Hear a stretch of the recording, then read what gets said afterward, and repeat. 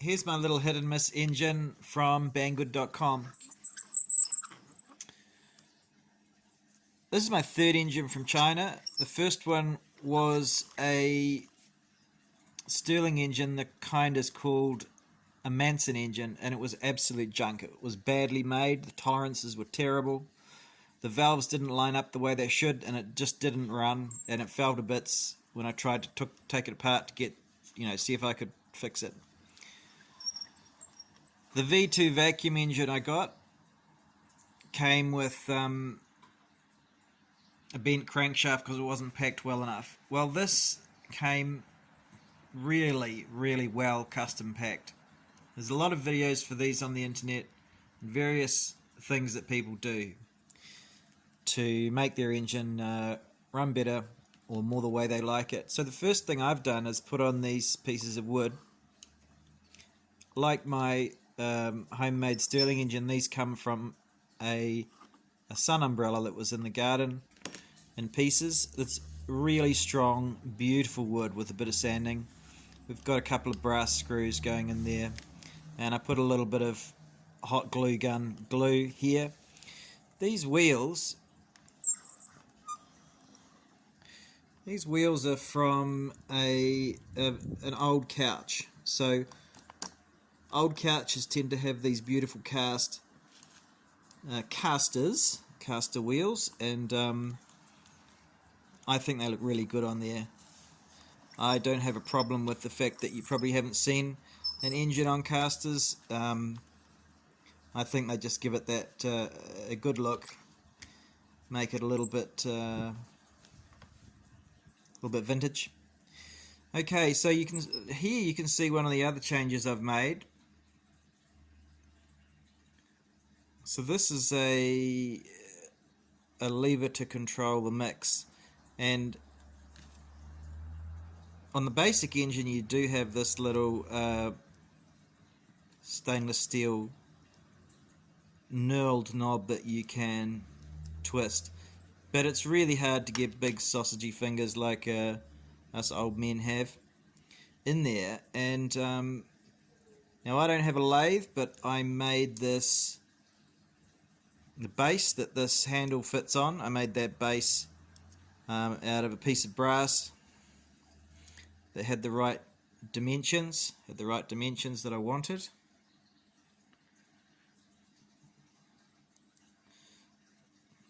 The handles come from a box of junk from a model engineer that I got when I was about 22.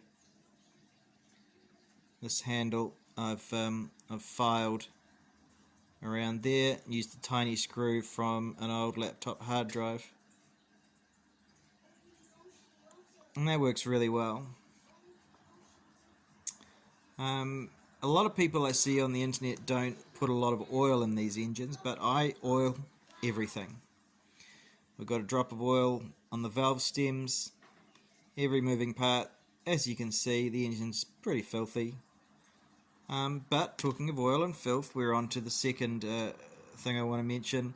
This is just a folded up piece of aluminium foil, the kind you'd find in an oven tray in your kitchen oven. And that collects the black oily stuff that falls out of that little muffler there. But don't worry too much about oil getting the rest of the place on this wood. Each place where there is a wire going through the wood, such as down here,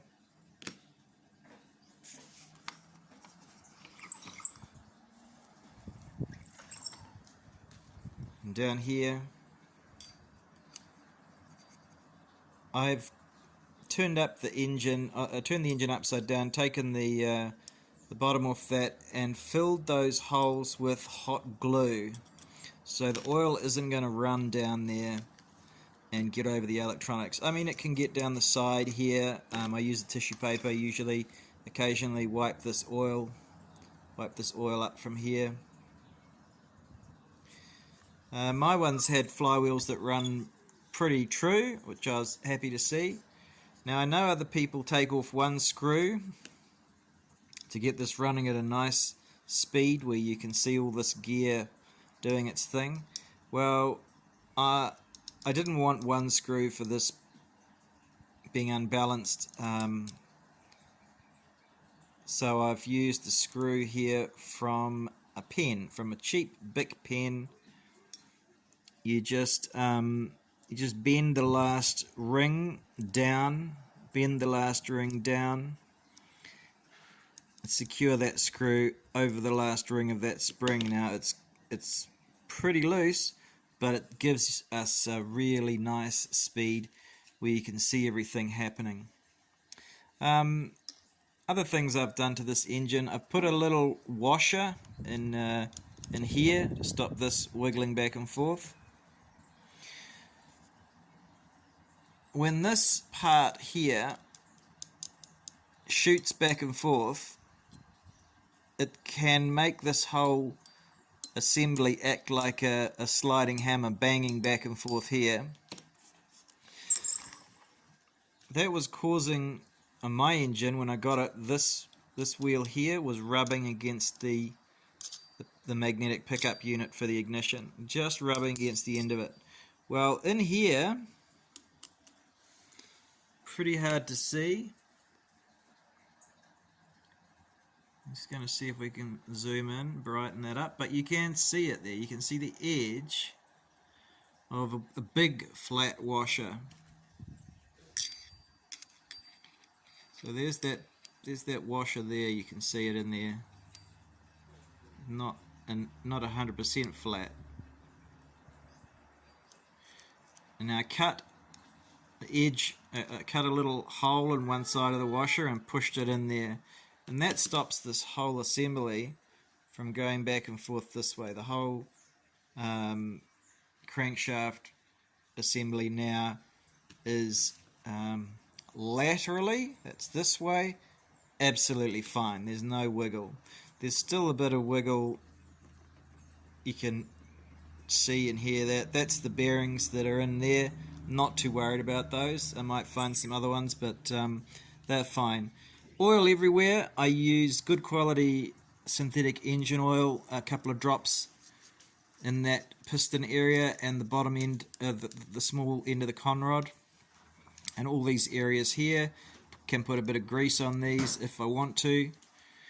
And you can notice another mod here. This is normally just a screw with a hex head, the same as these ones. Well, smaller, but I found a little part of a computer fan assembly that had screws and springs for tightening.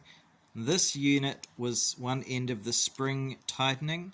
It's got the same thread as the hole that's in this end of the cylinder, and I've put half a screw in there,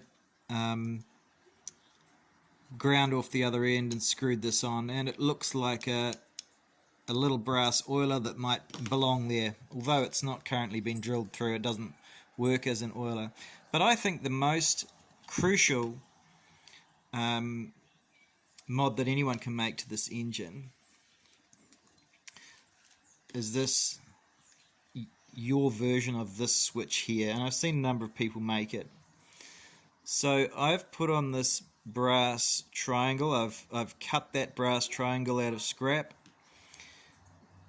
This unit here was part of a power plug behind an oven, so quite a solid high current plug behind an oven. I've ground down the rest of the actual plug blade that goes into the plug, the socket in the wall. The blade came down off the bottom there, or off one side of it. I've ground and filed that down, so that's a perfect little square that can be adjusted. And now this is going to be tricky with two hands, with one hand, but as you can see,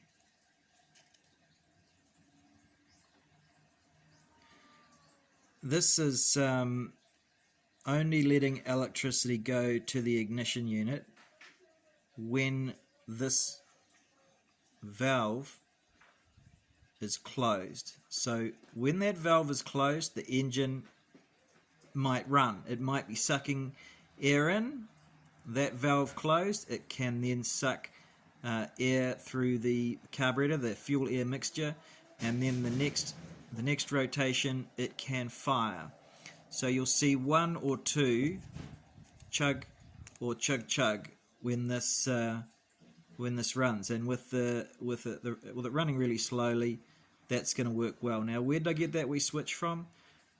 It was in a CD drive out of a computer. All the little screws and the little metal bits in the CD drive, took apart looking for something like that, and there it is. The wires just go down through a hole that I made at the bottom of the base there, the base of the unit. You can see wires are going down there. I had a unit for this job affixed to the top, and that's what these holes were. I'm going to fill them with a brass filler, and again we see another mod here. This spring is from a cheap pen. It's the same kind of spring as this spring here. It's not a great spring. It might not look particularly scale, but it gives it a lovely slow run. And here's one of the other simple mods that I'm really pleased with. These beautiful little very thin headed stainless steel screws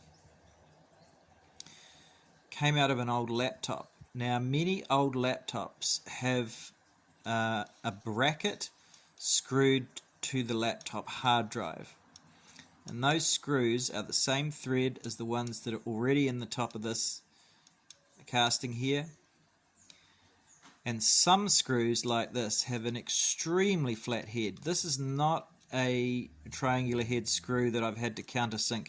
This is sitting flat against the hole that was there. I've made no changes or drilling out has been done. Just put those on. If you look at the models of hit and miss engines on the web, originals, you're not going to see big things standing up here. You're going to see this pretty flat like that. So again, I think that adds to the aesthetics of the engine. Another aesthetic change, this switch here has a stainless steel base, but here you can see they're brass. These brass ones have come off an old router. The brand is TP-Link, but a lot of routers had these just a straight screw-on replacement for the one that's there. This was used to hold in the aerial base unit in the back of a cheap router. So I got heaps of those. That happened to fit that switch nicely. So it fits in with the rest of the scheme of this, which is stainless steel and brass. We now have a bit of brass on that screw, which I think helps that look a little bit more vintage. A bit of brass on that switch, which I think helps it look a little bit more vintage. So just to summarize, new spring in the governor,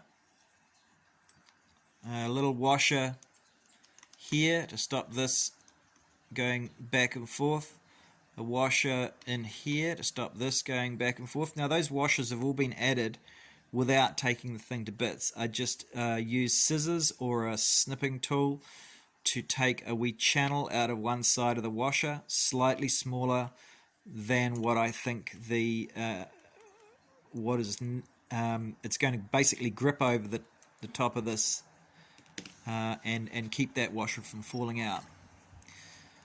So there's this metal unit with the switch and this adjustable firing thing.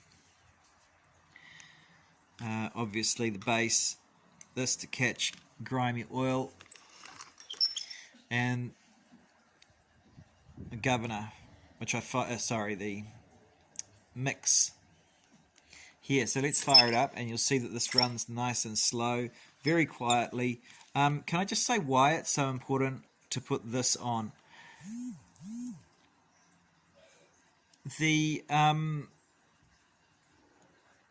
it's important to put this on because the ignition module on this engine is not great quality, and the engine comes running quite fast, and every time that wheel goes around, it's the ignition module is sending a spark here. You can hear it when you're starting up the engine. You can hear it go tick tick tick. So it's going tick tick tick tick tick really fast, you know, and continuously. Even if the engine's not actually got any fuel, it's in the part of its stroke where this is open, it's still sparking, which is a total waste of time and overheats the sparking, the ignition mechanism in there. So that's why this is so important. It's not going to make the engine run any better, but it's going to save the sparking unit. It's going to save your batteries, and it was certainly like that on most reasonable engines of the time. So that, plus the governor making that looser, you end up with a much slower engine, slower revving, that is only firing a couple of times every time you hear this go bang, and that keeps it cool in the ignition area. And hey, look, that reminds me of the last mod I should mention. In this box, if there's any free space in there, it's filled up with old bits of metal, big old bolts, and that helps this to stay on the table, not leap around so much. Let's have a go. Now, I could probably get this running a little bit slower, stretch this spring a bit more, but it might then have a miss when it's supposed to be firing and stop. So let's see how it goes.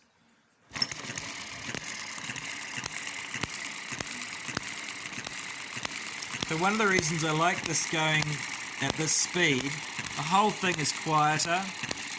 I believe it's going to wear out less slow, you know, the piston cylinder assembly. And you can see this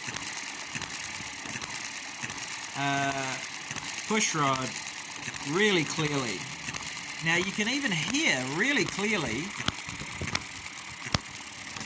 when the intake valve is popping in just before we get a firing.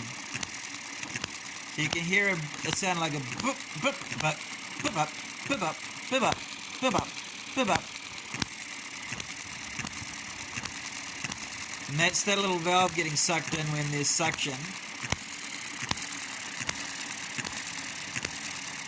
So just 95 octane car petrol. If it's good enough for my car, it's good enough for this. About 5% two-stroke oil that was sitting in the garage for the lawnmower. And a few drops of engine oil. Keep the thing fairly wet with that. Look, I'm really happy with this engine. I've had a great lot of fun over the last couple of weeks since I got it. It arrived from China within a few days here in New Zealand. I think it was just under a week. I know that a year ago when these first came out, people were experiencing delays from what I can see on the internet. But I had no delay. I had no problems with this engine. It was all running. I think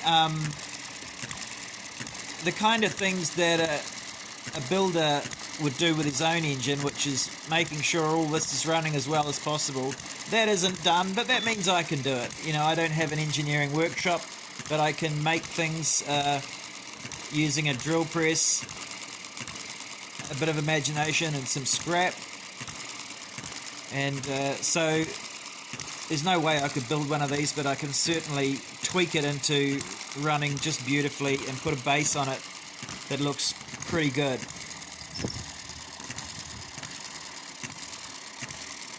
It's just starting to get warm now. It doesn't get as hot when it's running this fast, as you can imagine. And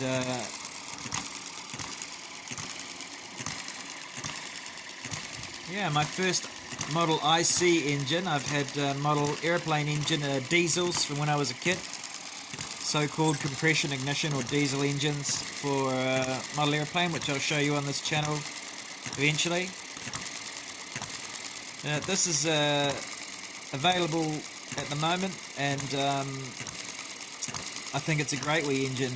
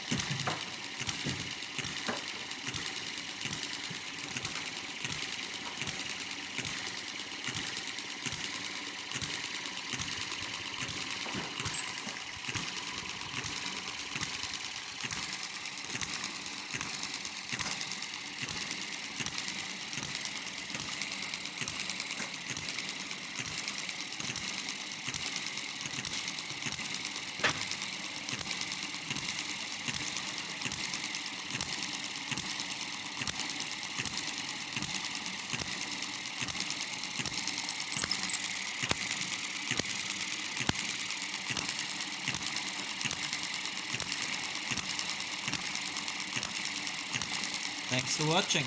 Hope you enjoyed it.